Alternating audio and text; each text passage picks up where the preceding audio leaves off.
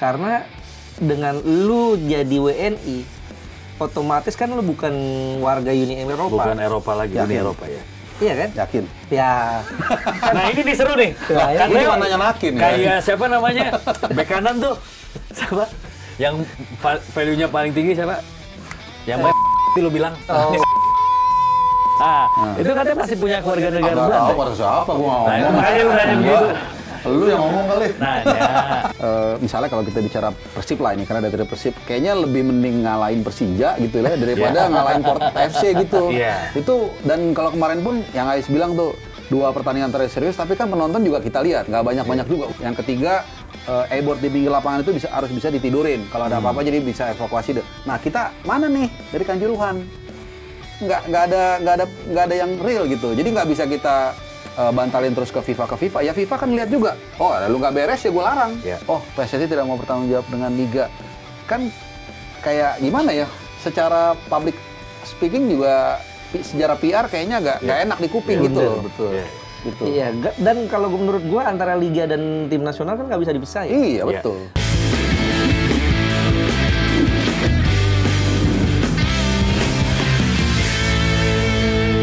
Selamat datang di Locker Room bersama pemuda yang dicintai oleh orang tuanya, Fadli Sungkara. Dan pengamat yang kini sudah mulai banyak disambangi oleh netizen, Abdul Haris.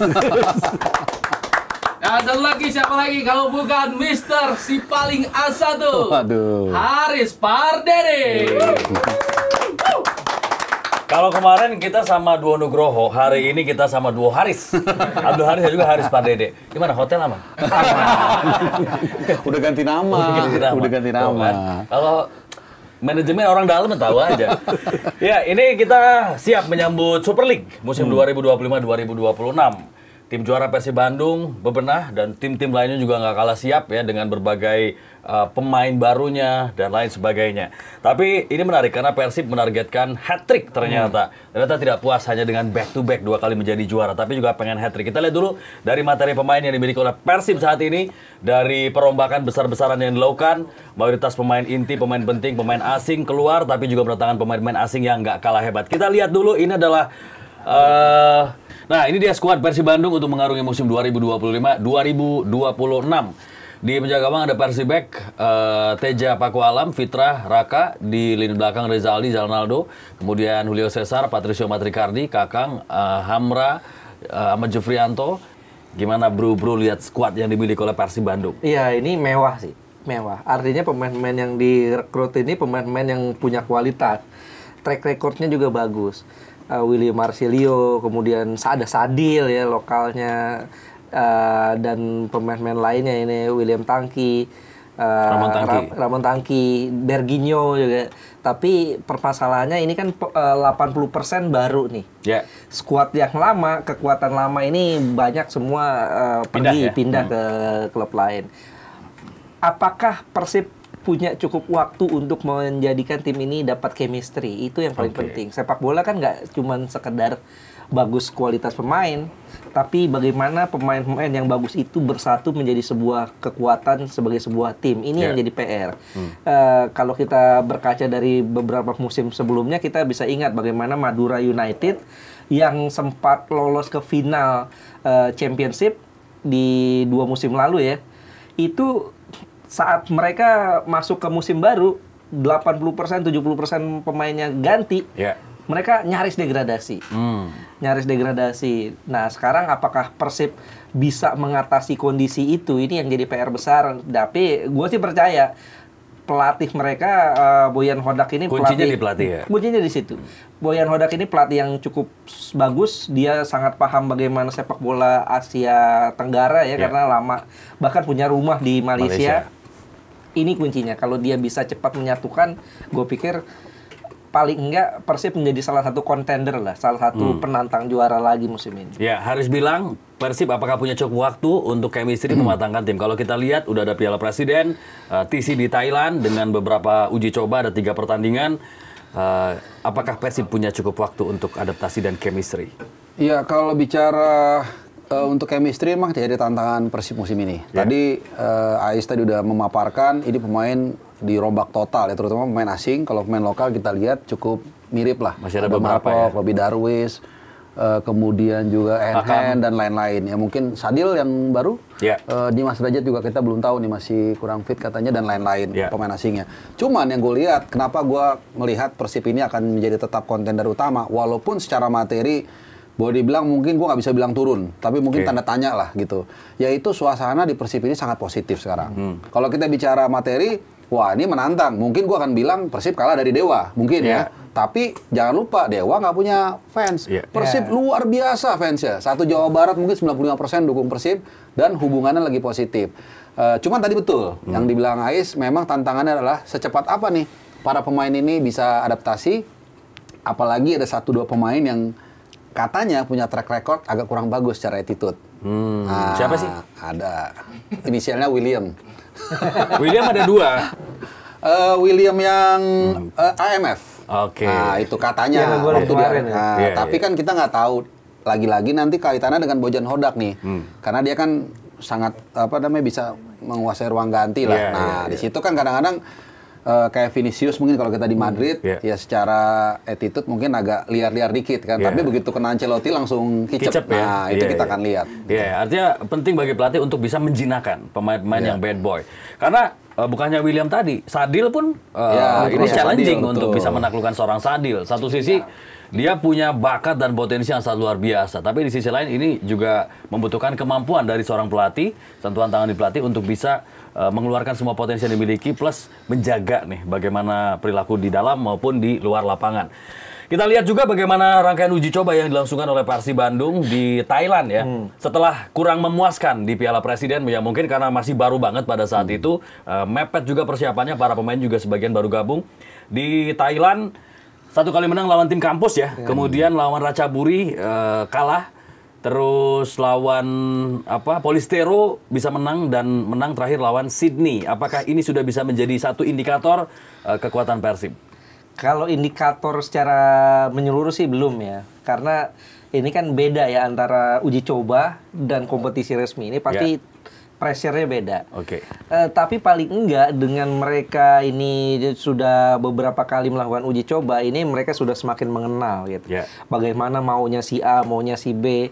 Ini tentu menjadi sebuah hal yang positif ya buat Persib dan juga buat pelatih Bojan Hodak ini sudah mulai kenal karakter satu persatu pemainnya. Sekarang tinggal bagaimana mereka ini betul-betul punya semangat yang sama, dan motivasi yang sama. Karena tantangannya di musim ini akan lebih berat. Kalau musim kemarin salah satunya masalah kuota pemain asing misalnya. Itu menurut gua salah satu tantangan. Karena kalau musim lalu yang boleh dimainin tuh 5 ya? 5 di lapangan. 5 di lapangan, betul. 5 di lapangan, nah sekarang yang boleh dimainin itu 7. Sementara yang direkrut ini 11. Artinya ada pemain-pemain asing yang nggak main, bahkan nggak masuk DSP, daftar susunan pemain. Tentu ini akan menimbulkan gejolak di dalam tim. Termasuk gejolak dengan pemain-pemain lokal. Artinya kalau dengan 7 pemain asing yang main di lapangan, pemain lokal kesempatannya cuma 4 ya. Nah, pemain-pemain lokal yang punya nama besar misalnya seperti Sadil, seperti Mark Klok ataupun seperti yang lain-lainnya gitu ya. Ini tentu kalau nggak dapat kesempatan kan akan ini juga keluar juga tuh emosinya. Ini yang akan jadi challenge buat Bojan Hodak. Bagaimana cara dia meredakan ego masing-masing pemain-pemain bintangnya, baik itu lokal ataupun asing. Karena kalau hal tersebut nggak bisa dikendalikan, bukan tidak mungkin ini akan merusak ruang ganti. Artinya aturan soal pemain asing juga ini benar-benar menantang juga untuk bisa dikondisikan oleh pelatih ya? Kalau gue bilang, ya ini situasi yang kompromis. Tadinya kan 8 di lapangan ya, bukan hanya di DSP, bahkan di lapangan. Sekarang 7 kurang 1, nggak terlalu berubah jauh. Tapi memang aturan ini kalau mau jujur sebenarnya menguntungkan tim-tim yang sibuk, yang punya jadwal banyak. yang juga punya ambisi ya dan punya uang seperti Persib Bandung. Sehingga sejauh ini kan yang udah masuk nih pemain asing dari catatan gue 9. Dia ada Adam, kiper, Julio, Patricio, Putro, Suliciano, Berguino, William dan juga Ramon 9. Jadi sepanjang musim ada yang kena kartu merah lah mungkin, ada yang cedera, ada yang mungkin macam-macam lah situasinya. Jadi menurut gue sih mungkin ya perhitungan mereka mungkin sudah matang. Jadi untuk melihat sirkulasi para pemain ini. Kemudian juga dari track record Hodak yang memang udah proven. Ya kan pertama kali dalam sejarah Persib di era Liga yang modern ini 2 kali juara. Gue rasa semua orang respect lah ke dia. Jadi mungkin bisa aja bener ada timbul gejolak itu udah pasti. Apalagi pemain-pemain yang musim lalu agak dapat minute play seperti Beckham Putra. Jangankan dengan pemain asing, dengan Sadil aja mungkin dia akan bersaing di posisinya misalnya. Ada Febri Aryadi juga, itu pasti ada gitu. Tapi gue yakin Hodak bisa mengatasi itu. Dan tadi itu kalau misalnya Bobotoh itu memang ada di belakang manajemen dan pelatih, itu masuk tuh barang selesai. Menurut gue itu sih yang paling utama. Tapi gue yakin sih sebenarnya ada juga kayak semacam klausul ya ketika pemain-pemain asing ini didatangkan dan dihadapkan pada regulasi yang seperti itu. Udah jelas nih, sikonya begini, lu siap nggak dengan kondisi begini, didaftarkan atau tidak? Ya udah lu tetap profesional gitu. Gue sih yakin ada. Dan mungkin juga karena pemain-pemain ini kan belum ada bukan nama-nama yang sering kita dengar di tanah air ya, seperti Ciro dan lain-lain yang mungkin egonya agak sedikit berbeda. Ini kan quote by quote kan new kids on the block lah, walaupun mungkin di luar dia lumayan ya. Jadi artinya pasti agak lebih nurut lah menurut gua ya gitu. Tapi kalau mungkin kayak musim lalu siapa David da Silva yang udah merasa dia Indonesia atau segala macam, ya mungkin dia ngerasa dia bintang, kalau gue cadangin mungkin dia akan protes. Tapi kalau ini ya gue rasa mungkin akan lebih less konflik lah. Iya, kalau newcomer ya. Iya. Oke. Tapi dengan TC-nya di Thailand, kemudian lawan salah satu tim besar dari Australia di A-League yaitu Western Sydney, ini persiapan juga ya untuk menghadapi ACL ya nanti ya? Iya, pastinya demikian karena kalau gue lihat kemarin tuh Persib kayak agak kurang serius ya. Di awal-awal AFC Champions League 2 ya. Tapi mereka baru serius itu di 2 atau 3 pertandingan terakhir. Mereka baru ngotot tuh, baru kelihatan ngotot. Bagaimana rekamannya kan dulu tersiar kemana-mana, Bojan Hodak ngamuk di ruang ganti. Nah, kayaknya sekarang mereka mau serius dari awal. Dan regulasi kuota 11 pemain asing ini kan juga salah satunya untuk mengakomodasi Persib dan Dewa United yang main di Asia. Nah, ya mudah-mudahan nggak ada lagi tuh alasan. Selain itu kan juga walaupun pada akhirnya semua tim 11 pemain asing semuanya ngambil ya. Asing, gitu. Tapi nggak semua juga. Ngambil semua, ada juga beberapa tim yang nggak memaksimalkan itu ya. Dan juga selain regulasi itu juga I-League yang dulu namanya PT Liga Indonesia Baru juga sudah akan mengakomodir ya kebutuhan Persib dan Dewa United soal jadwal. Artinya nggak ada lagi tuh jadwal yang bentrok antara liga di Indonesia, Super League dan juga di Asia. Nah, ini mudah-mudahan akan memberi kesempatan buat Persib, Dewa untuk bisa lebih maksimal di Asia karena pengaruhnya ini ke klub-klub Indonesia. Iya, sama ke peringkat di ASEAN ya, peringkat liga kita. Koefisien ya. Kita ini koefisiennya karena klub-klub kita ini ogah-ogahan di Asia. Ini kita nggak ada loh jatah langsung ke AFC Champions League Elite. Thailand ada 2. Kita ya? Thailand ada 2. Thailand ada 2 ya. kemudian yang langsung ya, ini yang langsung loh. Malaysia ada 1, yang lolos langsung 1 lagi lewat kualifikasi. Dan pasti JDT. Iya, pasti JDT. Kemudian Vietnam juga ada. PSG-nya Malaysia ya. Indonesia itu setengahnya aja nggak ada. Kalau musim lalu masih setengah ya, masih setengah lewat jalur kualifikasi. Sekarang enggak. Kita otomatis mesti di AFC Champions League tuh. Ini kan bisa bilang memalukan gitu loh. Jadi lu mau bilang bahwa kita peringkatnya di bawah Filipina itu bukan karena liganya jelek, cuma karena tim-tim kita nggak ada yang juara di ASEAN. Iya, memang itu faktanya. Memang begitu faktanya, gitu, otomatis gitu. Bahkan kita disalip sama Kamboja. Disalip sama Kamboja karena apa? Karena kita kalah di AFC Challenge League. AFC Challenge League yang kita nggak jadi ke final kan? Kalah di semifinal lawan klub Kamboja. Kalau seandainya kita bisa lolos ke final itu nggak ada ceritanya kita disalip Kamboja. Tapi itu udah kultural yang lama sih ya, nggak tahu kenapa. Misalnya kalau kita bicara Persib lah ini, karena dari Persib kayaknya lebih mending ngalahin Persija gitu lah daripada ngalahin Port FC gitu.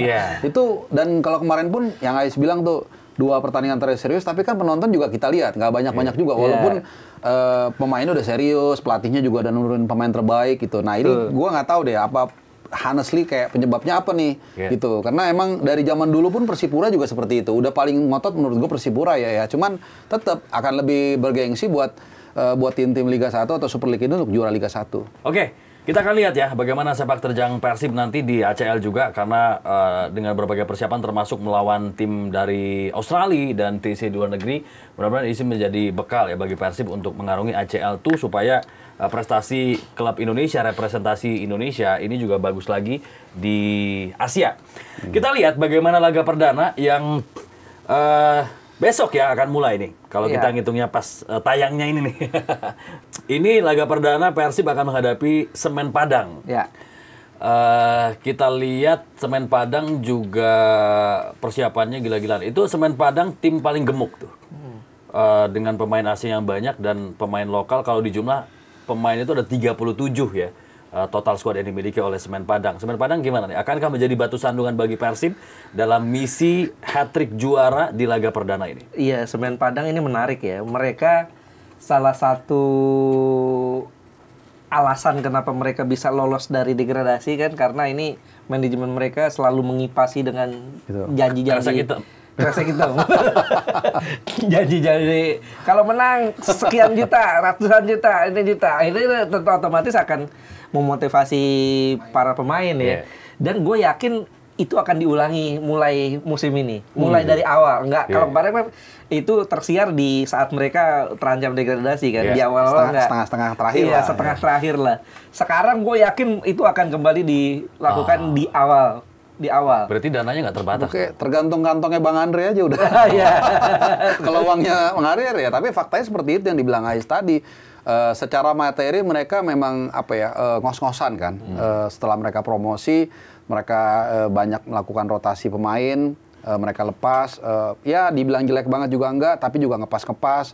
Tapi itu tadi dari dari setengah musim terakhir mungkin atau sepertiga terakhir dia ngipas pakai duit. Dan sekarang itu menjadi pattern. Pasti pemain itu akan mengharapkan dari awal. Nah, kuat nggak tuh? 34 pekan ya. 34 pekan kresek hitam terus gitu kan. Ya kalau itu kuat ya mungkin aja mereka survive. Jadi makanya gue bilang tergantung sama Bang Andre. Tapi soal sanksi mereka dari FIFA udah aman. Udah aman. Udah automatic clearance ya. Kabar terakhir I-League ini kan kemarin ketumnya Ferry Paulus bilang bahwa Semen Padang ini sudah menyelesaikan masalahnya itu. Ini kan masalah tunggakan gaji. Udah diselesaikan, sekarang tinggal nunggu aja. Udah aman lah kata dia.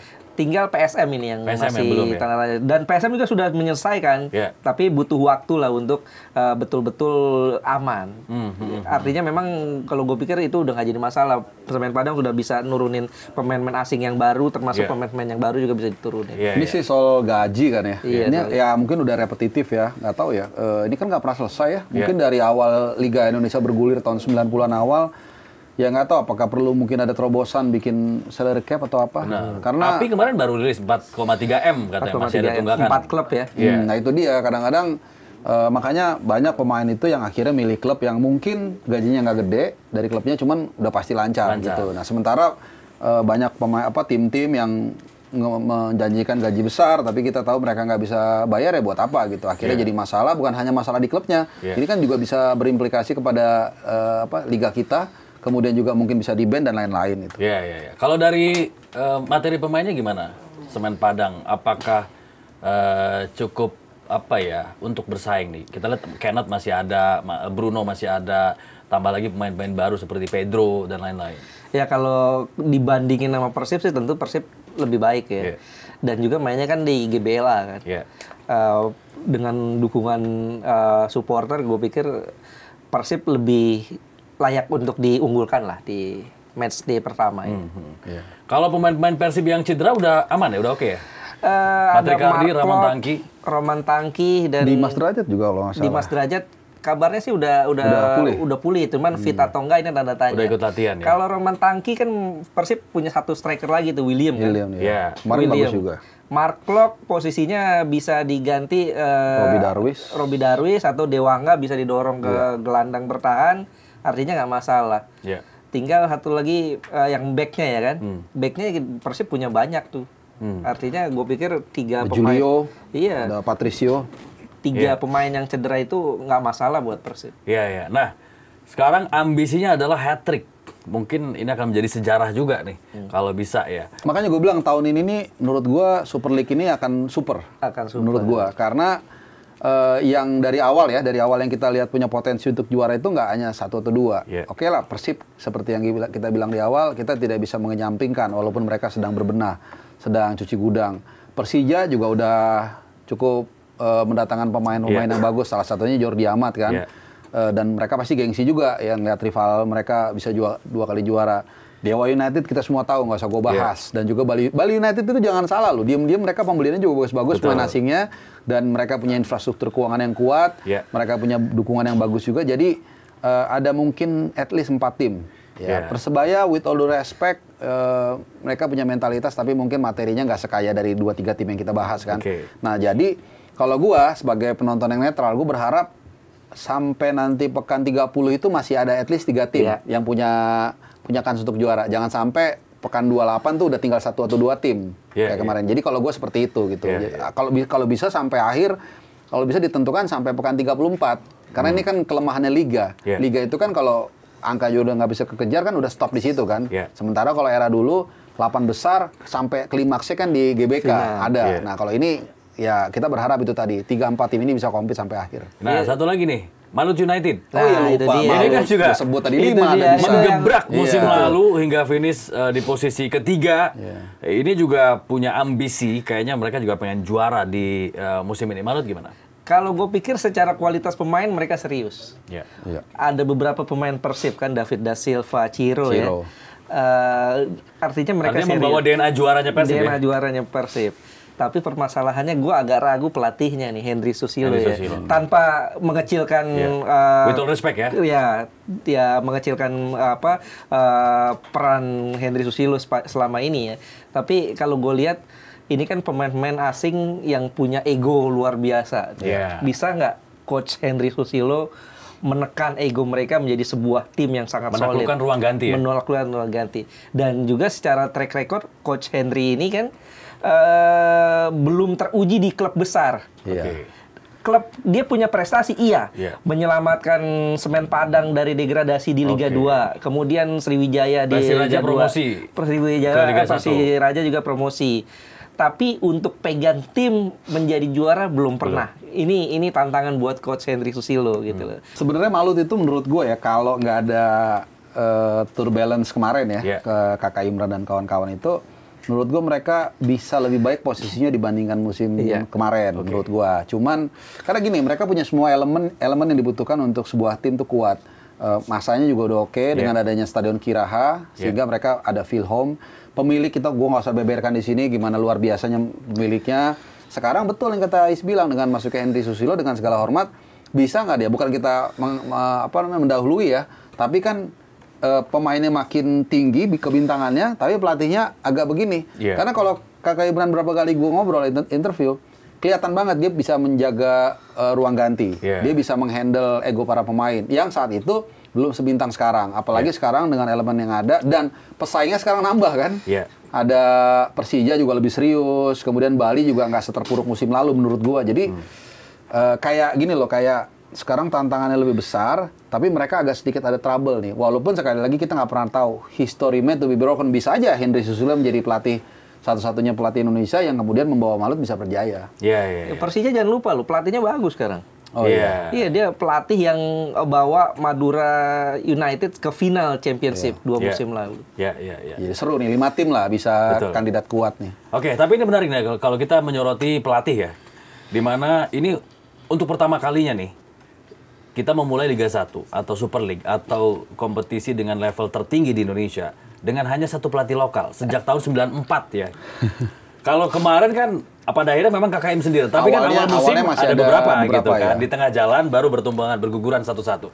Nah, kita lihat adalah daftar pelatih klub BRI Super League 2025-2026. Ini macam-macam asalnya, ada yang dari Portugal, ada yang dari Brazil, dan lain sebagainya. Dan kembali ada beberapa pelatih debutan. Kalau nggak salah ada 5 debutan ya pelatih ya, termasuk pelatihnya Bali, Johnny Johnson dan lain-lain.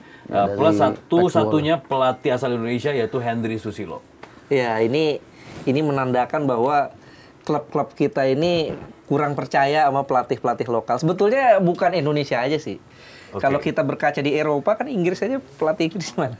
Ya, banjir pelatih dari luar ya. Tapi nggak satu juga ya. Iya, maksudnya artinya. Cuman memang tetap global itu nggak bisa. Artinya kan di Inggris kalau hampir susah dicari pelatih lokal kan? Iya sih betul. Iya. Dan klub-klub atas tuh udah pasti asing ya. Klub-klub atas pasti asing. City, Liverpool, The Big Six tuh udah pasti ya. Ini kan sebetulnya challenge ya buat pelatih-pelatih lokal kita untuk menjawab tantangan saat kesempatan itu datang. Gitu. Tapi kalau gue bilang nih ada 2 faktor menurut gue. Satu, kultural. Mungkin kalau di Inggris agak beda nih, walaupun sama banyak pemain pelatih asing. Kalau gue bilang di Inggris tuh lebih kepada emang they want the best gitu untuk pelatih asing. Kalau kita, menurut gue ada 2 faktor. Satu, memang ada katakanlah kalau kita mau jujur ada kekurangan dari pelatih kita mungkin ya. Dan ini introspeksi juga. Dan kedua, kultural. Kadang-kadang tuh pemain kita kalau ngeliat pelatih asing lebih nurut. Nah, itu pernah terjadi tuh di Persib lah seperti itu. Jadi mungkin itu faktornya. Makanya gue salut dengan Malut. Dengan dengan kemampuan keuangan mereka yang dia bisa aja datengin siapapun pelatih yang mereka mau, tapi mereka dia tetap mempercayakan kepada pelatih lokal yang sebenarnya secara track record juga sebenarnya belum terlalu mentereng gitu. Tapi kalau kalau kita lihat secara prestasi juga ngambek lu lanjutin.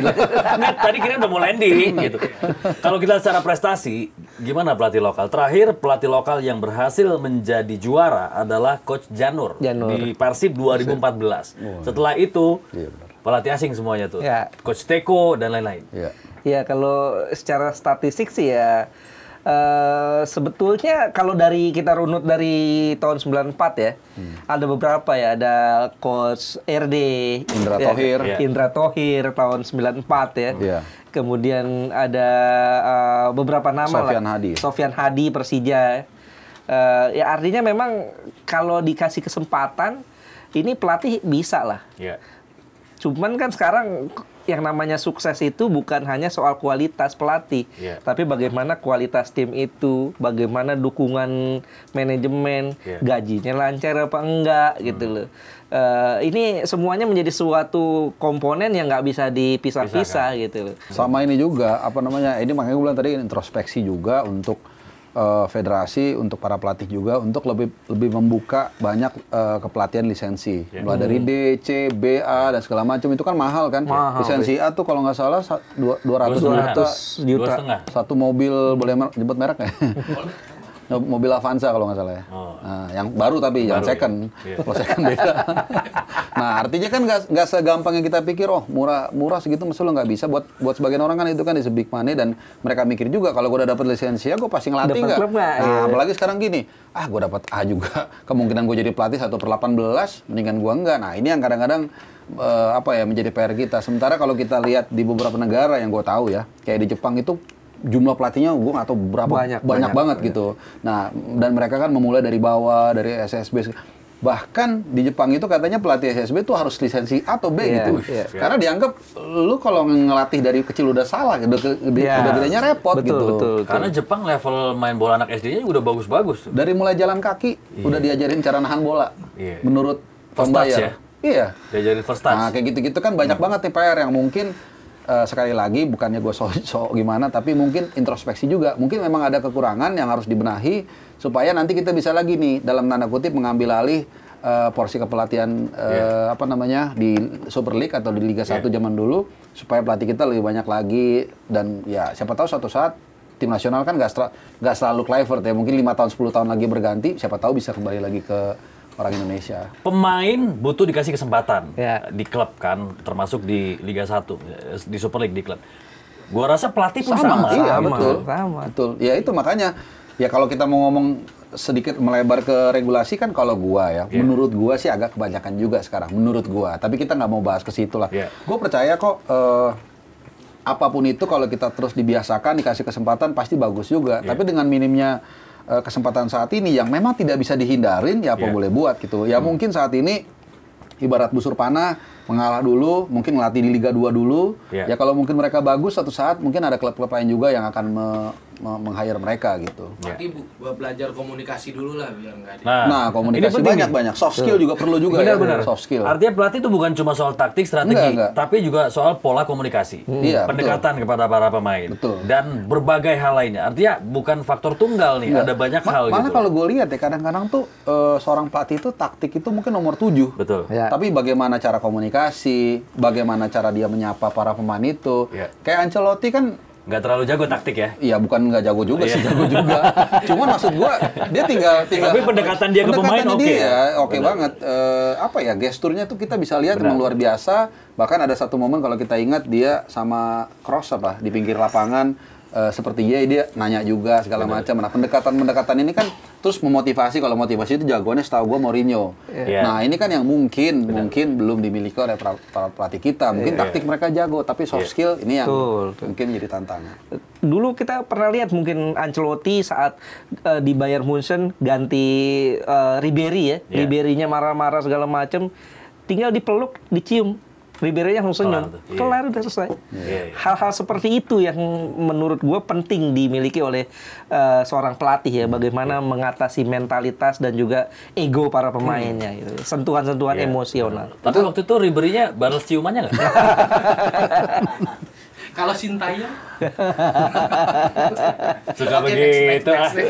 Suka main tepi jurang. Sama cocok-cocokan juga. Jadi kadang tadi yang mungkin sedikit melanjutkan apa yang dikatakan Ais ya. Mungkin ada tim atau pemain yang cocoknya seperti itu. Jadi lu rigid aja udah. Pokoknya begini-begini. Ada yang cocok yang dikasih kesempatan. Mungkin seperti di Conte atau seperti Ancelotti gitu. Jadi makanya dalam memilih pelatih juga kan kadang-kadang disesuaikan juga dengan karakter klubnya gitu. Kalau tadi nerusin pertanyaan soal Sintayong, ini menarik juga nih.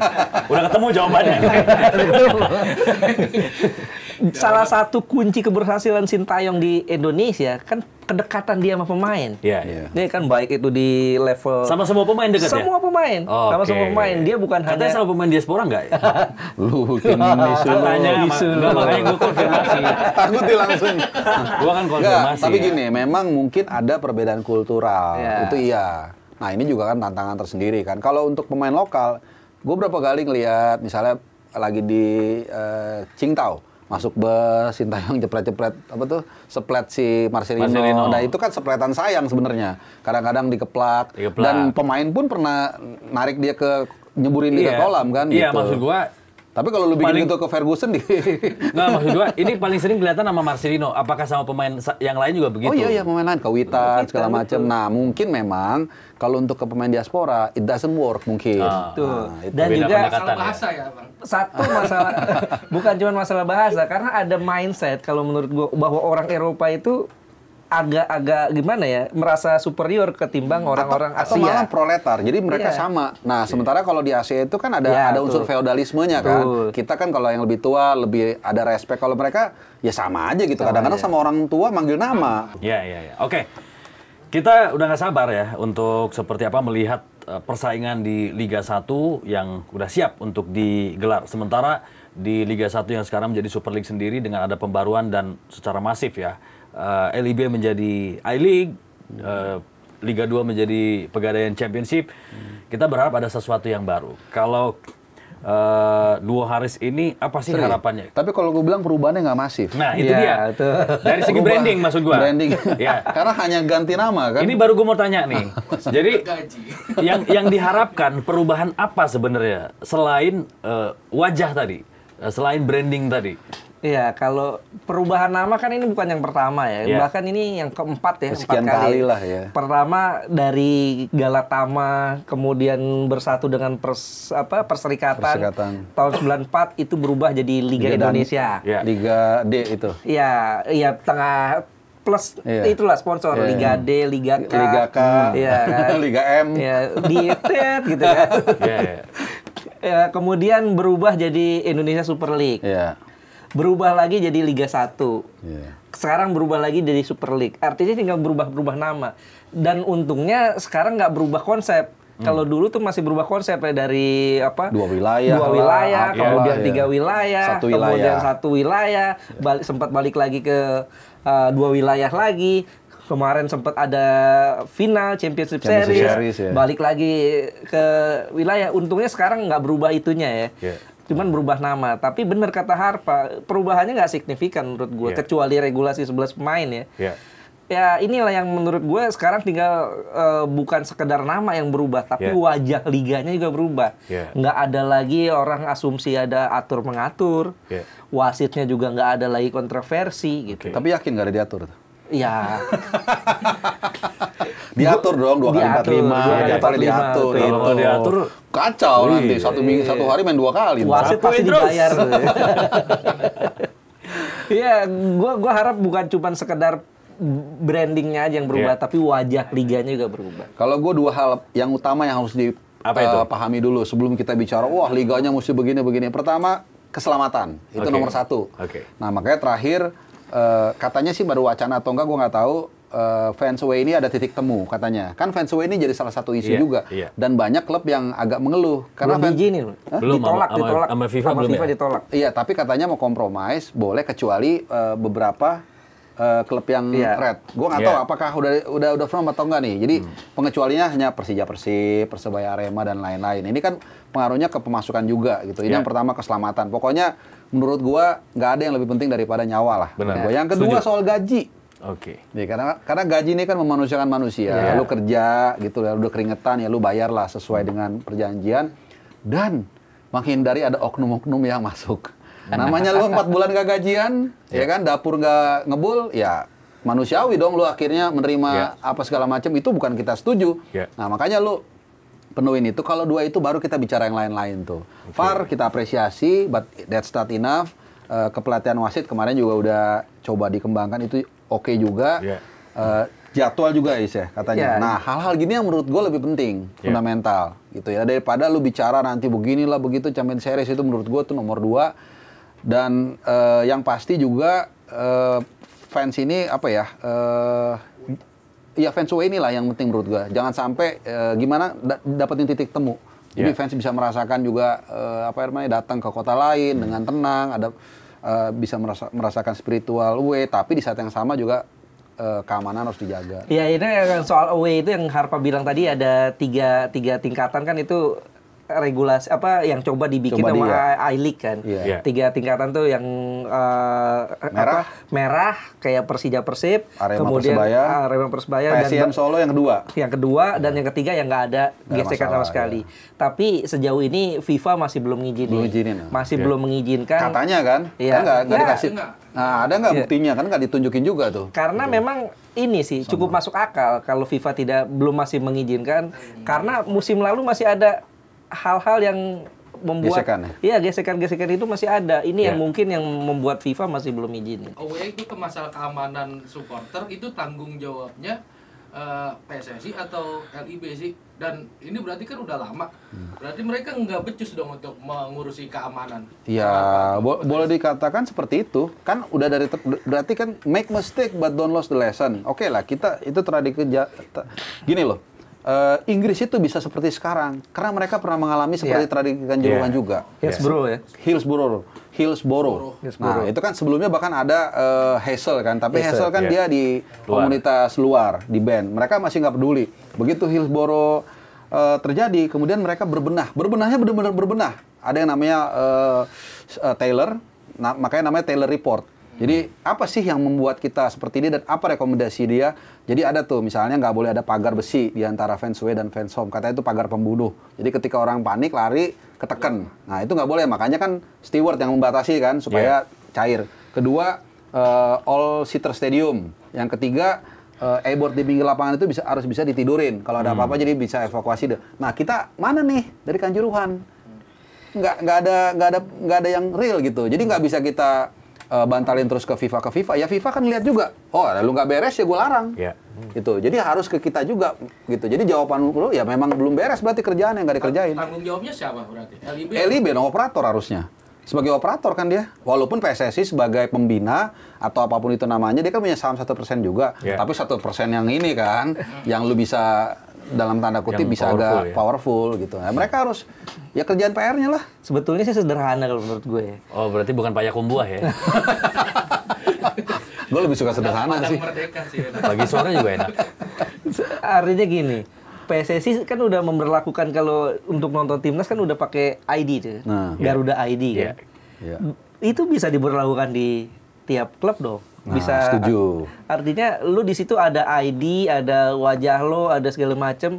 Dan kita kan pernah juga ngalamin ini di era COVID ya, bahwa untuk masuk mall lu harus pakai Peduli Lindungi, tinggal scan gitu ya. Itu bisa lo adaptasi ke masuk stadion. Mengurangi potensi-potensi yang kurang bagus lah ya. Kalau seandainya lu bikin rusuh di situ, nama lo tercantum, muka lo tercantum, lu nggak bisa masuk lagi besok. Iya, minimal ada something yang berbeda lah. Mungkin aja itu tidak berjalan, mungkin juga berjalan tapi tidak sempurna, lalu disempurnakan, tapi lu ada sesuatu yang lu buat gitu loh. Kalau ini kan menurut gua beberapa kali ditanya soal gimana nih Liga 1, selalu jawabannya VAR, andalannya VAR.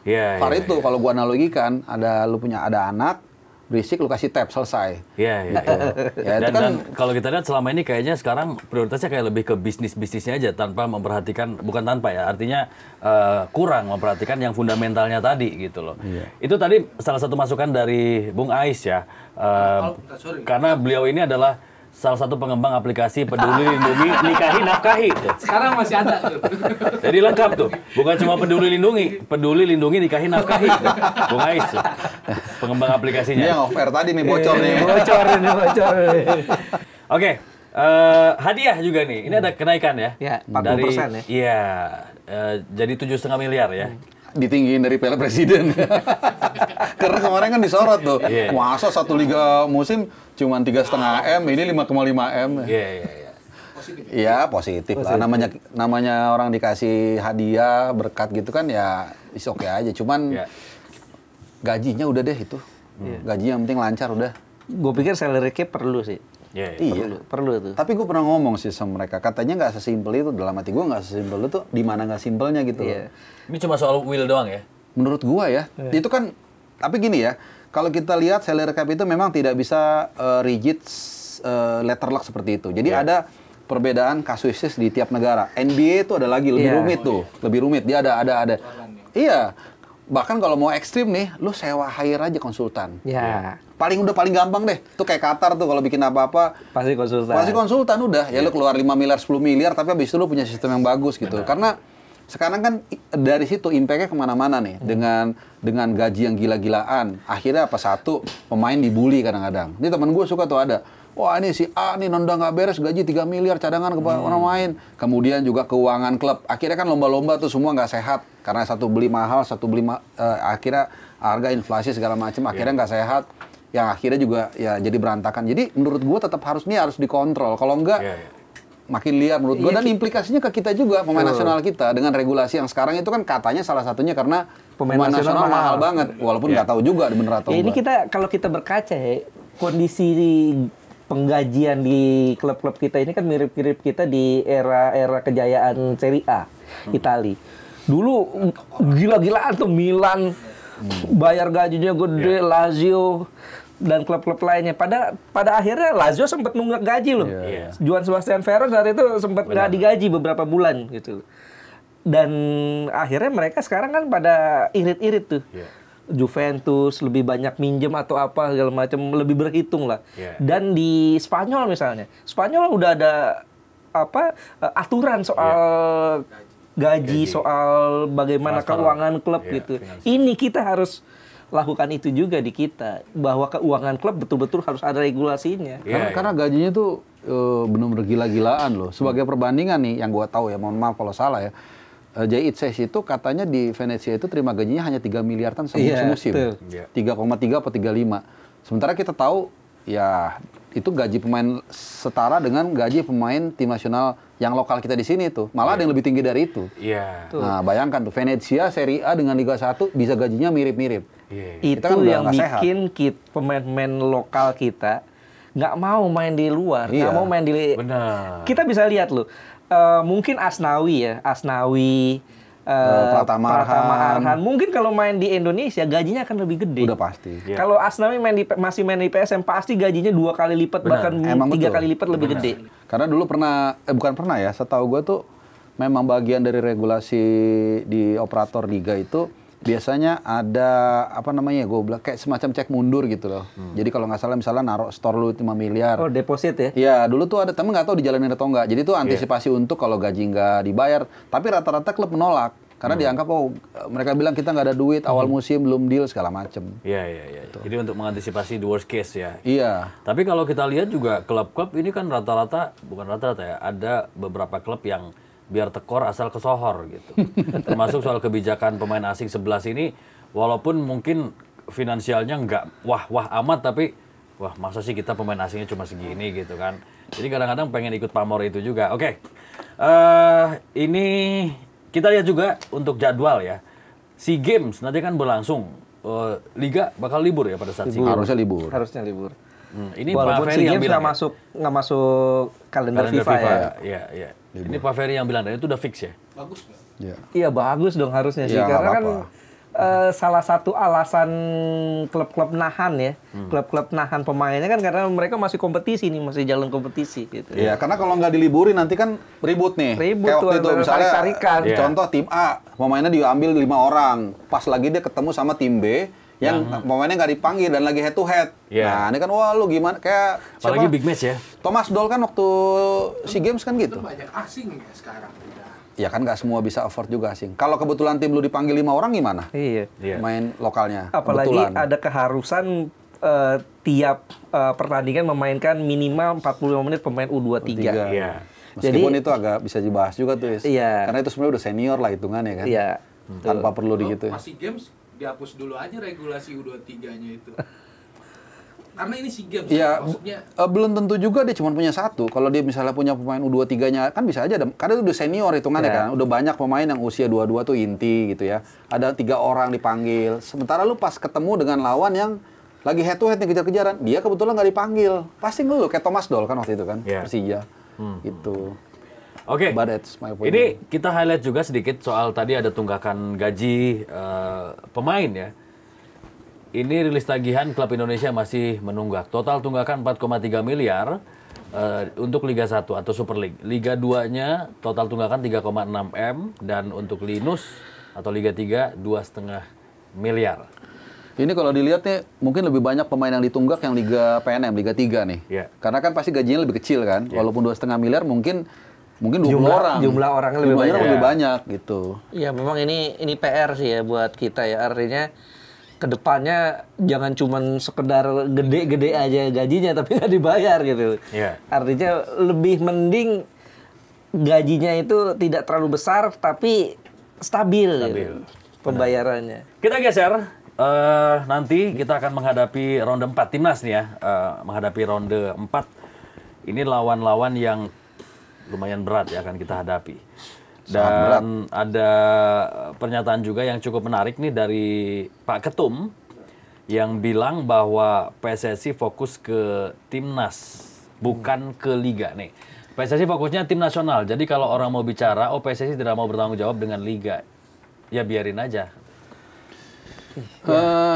Sebenarnya kita kembali ke statuta PSSI. Oke. Setahu gua, nggak tahu nanti mungkin bisa diinsert atau apa. Ya. Setahu gua PSSI itu bertanggung jawab juga terhadap aspek sepak bola Indonesia. Ya. Yang menurut gua harusnya di situ liga juga termasuk. Kalau nggak salah timnas itu justru poin ke-7 dalam statuta FIFA ya. betul. Yang pertama dan seterusnya itu kayak ada liga ada dan liga sebagainya. gitu. Walaupun dalam breakdownnya itu dibikin operator kan, tapi Iya. itu kan teknis kan. Sebenarnya sih, dan menurut gua kalau jawab begini tuh kayak kesannya defense gitu loh. Ya bilang aja itu memang tanggung jawab dia, dan mungkin kalau belum bisa semua dibenahi ya butuh waktu, mungkin itu lebih nice menurut gua. Tapi kalau lu bilang seolah-olah nih kan dia tuh, PSSI tidak mau bertanggung jawab dengan liga, kan kayak gimana ya, secara public speaking juga sejarah PR kayaknya nggak enak di kuping gitu loh. Betul. Gitu. Iya, dan kalau menurut gua antara liga dan tim nasional kan nggak bisa dipisah ya. Iya, betul. Tim nasional itu salah satunya adalah hasil dari produk liga gitu. Kalau liganya busuk ya timnasnya agak busuk juga. Majority gitu. seperti itu. Majority seperti itu. Kan bisa naturalisasi. Ya. Kan artinya nggak bisa semuanya pemain naturalisasi juga, Pak. Betul. Bisa itu kalau dibikin 11 bisa. Ayo, cukup kok. Ya, artinya pride-nya beda. Ini menurut gua agak blunder juga ya, karena ya seperti yang tadi Harpa bilang di statuta pasti ada liga lebih salah satu yang di bawah kendali PSSI. Kemudian juga kalau dia bilang di Jerman, di Inggris fokusnya tim nasional ya enggak juga dong. Enggak juga. PSSI di sana, federasi di sana juga tetap pastilah fokus ke Cuman mungkin porsinya atau gimana? Bahkan di Jepang ya, di Jepang itu mereka itu meningkatkan sepak bolanya, mengerek tim nasionalnya. Salah satu yang paling utamanya adalah memperbaiki liga. Memperbaiki liga. Mereka dari tim-tim amatir saat itu tahun 90-an termasuk belajar ke Galatamanya Indonesia itu memanage J-League liga kan. Nah, dari J-League yang bagus, kemudian juga kolaborasi sama Menteri Pendidikan, sekolah-sekolah dibikin kompetisi, semua lini dibikin kompetisi, kampung-kampung, lapangan-lapangan diperbanyak, termasuk campaign sepak bola. Karena kita tahu Jepang kan olahraganya bisbol, bukan sepak bola. Campaign dengan bikin kartun Tsubasa. Ini akhirnya mindset orang ke sepak bola di sana jadi lebih berkembang gitu loh. Nah, kalau kita bandingin ke sini, kan artinya Jepang aja untuk berhasil jadi sekarang ini, itu adalah memperbaiki liga, gitu. Bukan langsung ujuk-ujuk mereka memperbaiki timnas. Betul mereka ada naturalisasi, cuma satu ya kalau Santos, Ramos ya. Ya 1-2. Satu. Nggak 11 orang juga gitu. Nggak setiap masuk ronde ada naturalisasi baru juga gitu. Dan ya oke lah tadi soal naturalisasi gitu. Gue rasa kita semua sepakat. Tanpa naturalisasi kita nggak mungkin di round 4. Betul. Kita senang dengan ada naturalisasi, vibes-nya terbangun, dan dalam beberapa kesempatan gue bilang, ternyata di Indonesia nih sepak bola timnas dalam beberapa tahun terakhir ini, 2-3 tahun terakhir mempersatukan kita nih. Menurut gue itu. Jadi bagus. Bukan tapi ya, jangan lupakan liga kita, kompetisi. Dan balik lagi tadi kan bicara soal tanggung jawab kan, pernyataan dari Pak Erick Thohir, namanya PSSI, Persatuan Sepak Bola Seluruh Indonesia. Terus kalau dibilang Liga 1 bukan tanggung jawab PSSI, terus tanggung jawab siapa? Tanggung jawab siapa? Gue mewakili mungkin ya, pertanyaan natural dari teman-teman yang mendengarkan, terus siapa yang tanggung jawab Liga 1? Oh, operator kan ditunjuk sama PSSI juga. Walaupun secara mekanisme tadi kita bilang PSSI yang punya saham 1%. Tapi kan ya nggak bisa gitu juga gitu. Secara diploma, mungkin secara teknikal benar aja. Itu bukan dalam bentuk delegasi ya? Delegasi tanggung jawab di liga atau gimana? Iya, memang itu aturannya. Dia harus menunjuk PT berbadan hukum yang menjalankan liga. Ya itulah ditunjuk PT I-League sekarang. Gitu. Tapi kan, come on lah, kita tahu lah nggak mungkin mereka bergerak tanpa ada perintah dari PSSI gitu. Jadi secara PR menurut gua kurang pas kalau Pak Ketum ngomong seperti itu. Secara teknikal mungkin dia bisa bermain numerik ya, 1% itu berarti otoritas saya hanya 1/100, tapi kan nggak seperti itu di lapangan. Ya bahkan kan pengurangan kuota pemain asing yang main di lapangan kan instruksi Pak Erick juga. Itu. Tadinya kan 8 kan, I-League 8 di lapangan ya. 8 di lapangan. Pak Erick bilang ya maksimal 7 lah, langsung 7. Iya. Oke, kita lihat juga Dirtek yang baru udah ada belum sih? Sekarang kan katanya udah ada. Katanya udah ada dan sudah tanda tangan katanya. Cuman belum di blow up gitu. Ini menurut gue jadi tanda tanya juga, beneran ada apa enggak gitu. Dan menurut gue terlalu lama dipilih. Ini kan dari dulu kan banyak yang bertanya kan. Karena nggak tahu ya, koreksi kalau gue salah. Dirtek ini mungkin seperti kepala sekolah ya.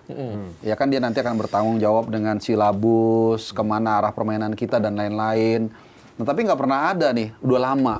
Dan ini harusnya pertama kali ditunjuk kan. Dan berapa kali banyak masyarakat yang mempertanyakan, malah di counter oleh salah satu petinggi PSSI lah. Ini ada apa ya? Apa ada pesan tertentu lah? Itu kan pertanyaan yang standar ya sebenarnya di Dirtek ya. Cuman ya kalau sekarang dipilih, menurut gua agak sedikit telat dan kita juga nggak tahu nih siapa yang dipilih ya. Belum diungkap juga ya. Betul. Gitu.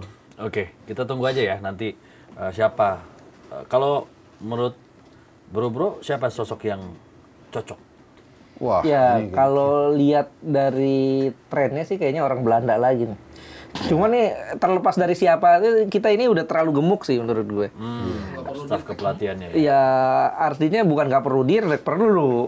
Cuma ada Jordi Cruyff, ada Simon Mata. Artinya mereka ini capable untuk ditunjuk jadi Dirtek. Kenapa nggak sekalian aja mereka jadi Dirtek? Iya, gue juga bingung tuh pas Jordi Cruyff itu. Semua orang kita mikirkan dia jadi technical director kan. Ternyata at the end dia penasihat. Iya, semacam sebenarnya koordinator para kepelatihan kita sebenarnya. Gitu. Padahal dia sebenarnya punya kapasitas untuk itu. Ya kita nggak tahu juga. Tapi benar, gua rasa juga kelihatannya bau-baunya bau Belanda sih, direktur teknik nanti yang dipilih gitu. Gitu. Oke. Nah, ini kan masih persiapan nanti menghadapi Round 4 ya, karena Oli juga harus operasi dan diaspora baru nampaknya lagi on the way ini. Ya. Itu udah sampai mana tuh prosesnya? Ya, kalau Zilstra kan udah di DPR ya, tinggal nunggu waktu. DPR reses ya. Ya, 2 bulan lagi sih. Tadinya dia diproyeksikan untuk U23 kan katanya. Nah, ini menarik juga nih.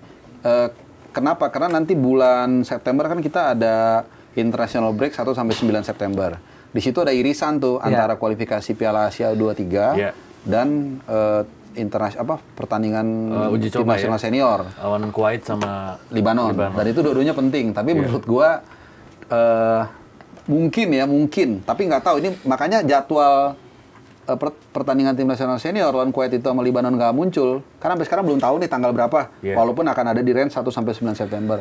Katanya PSSI lagi bingung, lagi pusing gimana mau mensinkronkan ini nih. Karena dua-duanya penting. Satu, untuk persiapan ke round 4 bulan Oktober. Satu lagi penting nih, lolos Piala Asia U23. Karena kita, quite frankly aja, kalau sampai kita gagal lolos ke Piala Asia U23, pasti masyarakat akan membandingkan dengan RS Sintayong. Pasti. Pasti. Dulu aja lolos, bahkan sampai semifinal. Wah, ini nggak habis.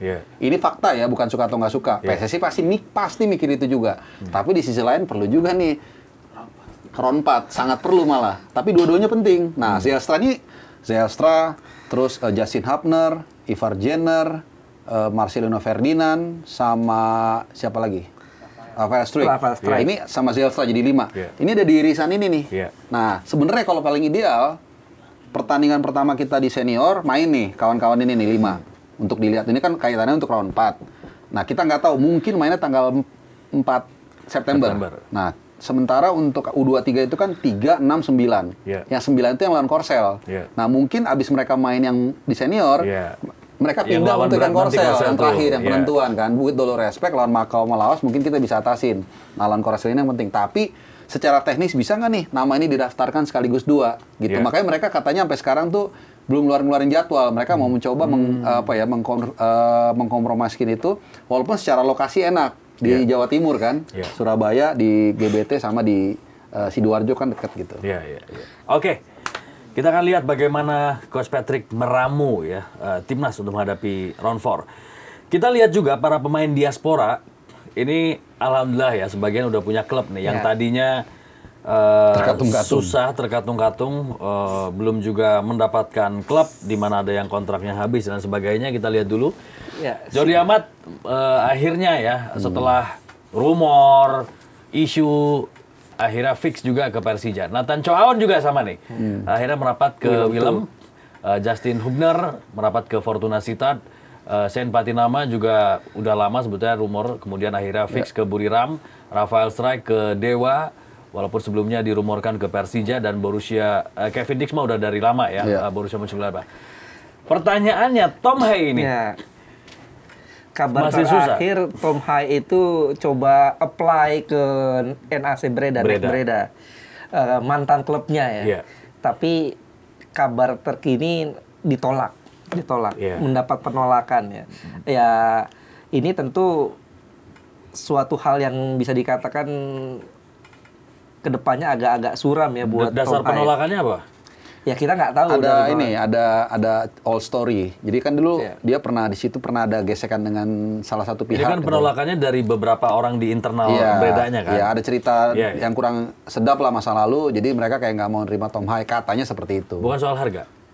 Enggak, kayaknya bukan ya, yang gue tahu ya. Setahu gue ya. Dan dia kan juga ada isu dengan pasangannya ya, kalau nggak salah. Tahun lalu pun waktu dia milih Almer City kan pertimbangannya karena supaya dekat dengan pasangannya yang udah punya anak juga, supaya dia lebih dekat gitu. Jadi ada pertimbangan seperti itulah. Tapi ya Gen yang gue takutin sih competitiveness dia, kebugaran dia. Karena kan walaupun dia mungkin sekarang latihan sendiri kan beda dengan di klub gitu. Sementara clock ticking nih ke September. Gue nggak tahu, kalau nggak salah ke September tuh sebulan lagi, ke Oktober 2 bulan lagi. Ini kan mepet nih dan kita sangat memerlukan dia gitu. Semoga dia cepat dapat klub lah manapun itu. Tapi memang gambling sih kalau menurut gue ya. Karena dengan lu jadi WNI, otomatis kan lu bukan warga Uni Eropa. Bukan Eropa lagi, Uni Eropa ya. Iya kan? Yakin? Ya. Nah ini nih seru nih.